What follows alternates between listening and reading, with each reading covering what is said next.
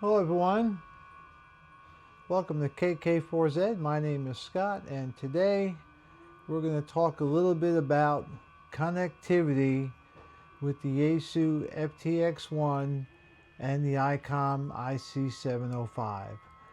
Right now I have the FTX1 hooked up to my laptop, and it took a little bit of doing, but I got it finally to work on FT8, which is one of the modes I use when I'm out doing a pod activation with. I typically use FT8 and or CW are my preferred modes, and it took a little doing. What I ended up using for this was the FT891 ham library setting for this, and it seems to work pretty well. I'm able to receive, as you can see, and I am able to transmit, and I will do a quick demonstration of that. There you go. And so there's just a quick a quick demonstration here. There we go, to show that I can hook this up. A funny thing is I ended up using a USB-C to a USB-A cable. That seemed to work the best. I'll fool with more of that later on, but for right now I got it working. I got it using FT8. I got it using the laptop, which means I can now hook it up to logging software, whatever I need to use it for. So anyhow, just a quick overview. The FTX1 does not come with Bluetooth. You have to buy it separately. It also does not come with built-in GPS. You have to buy it separately. The Icom 705 has Bluetooth, has GPS already built in, plus it is a Wi-Fi. And what's important about the Wi-Fi part is it allows me to use apps on my iPhone and my iPad to run things like FT8 and CW messaging and logging without having a laptop.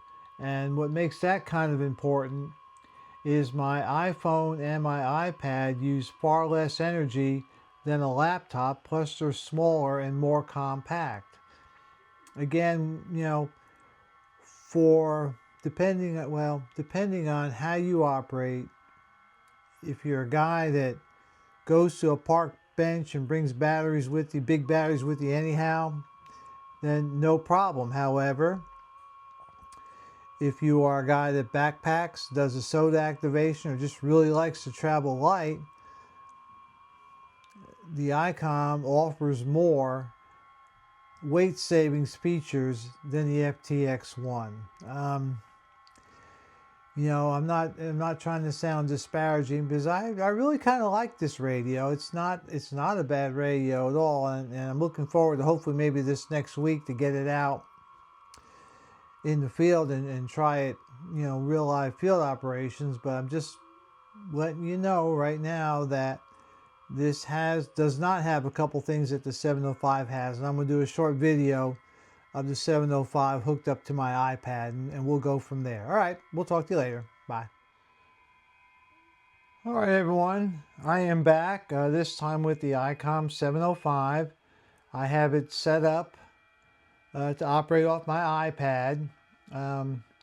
This is an SDR program that you have to purchase, but as you can see, I am running FT8 from the 705, and I'm doing it wirelessly, and it works really well. I've had this app probably for a couple of years now, and it works really well. Again, no connections with the 705. It's all done via Wi-Fi. The 705 has a Wi-Fi which acts as an access point, and the iPad connects to the Wi-Fi on the 705 much the same way as you would hook up to Wi-Fi in your home, and that allows to do a lot of control with the radio. Now I can do FT8 with this. I can do CW, and I can put program pre-canned messages in here for both FT8 and CW and operate, and this will also log for me. The benefit of this is that the iPad and my iPhone has the same app on it, is I can operate without a laptop, which means less stuff to carry, less power requirements. The iPads and the iPhones require less power than a laptop, and they last longer. Again, you know, does this matter? And the answer is that depends. If you are operating, if you are a travel light kind of guy, which I am sometimes, then I really like this functionality I have right here. If you are, you know, bringing stuff by the boatload and you've got lots of batteries and lots of other stuff, then the FTX1 with a laptop works just as well. They're both good radios. I am hoping to take the FTX1 out maybe next week and get a little on-air time in the field. But so far, you know, both radios, I like both radios, and they both do a similar job. It's just one has other things than the other one has. In addition to the Wi-Fi, the 705 has Bluetooth already built in, so you can hook up headphones or whatever directly to the radio without having to buy an extra piece. You have to buy an adapter with Yaesu. It's like $50 or $60, and it's the same thing with the GPS, which I will demonstrate here in a minute or so.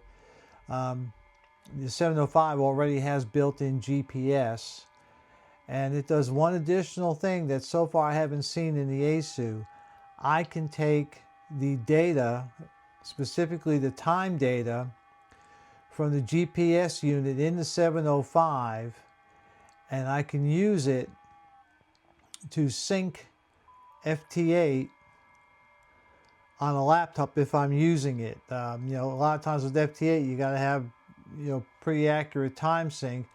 If I'm in the field, I can sync with the GPS on the 705, and from what I've read in the Yaesu documentation so far, that feature is not available. So just a couple more things, like I said, as I go through this stuff, and again, it's stuff I use. I'm not necessarily digging and diving for the deep, dark down stuff, but I use this.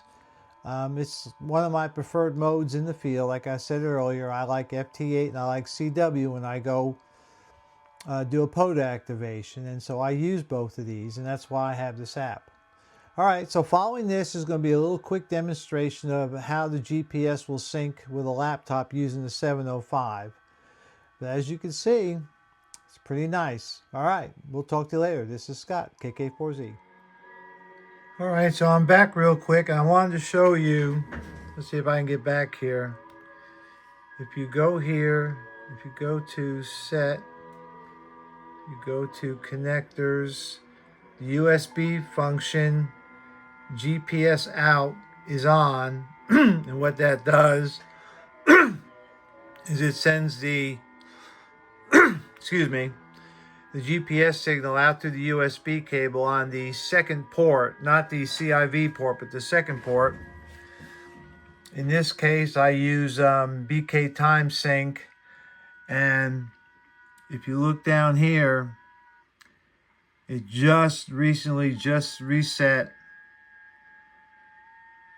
the GPS time using the GPS unit on my 705. So that's just, it's a nice to have thing when you're out in the field. It's less stuff you have to bring with you. A little more later. This is Scott.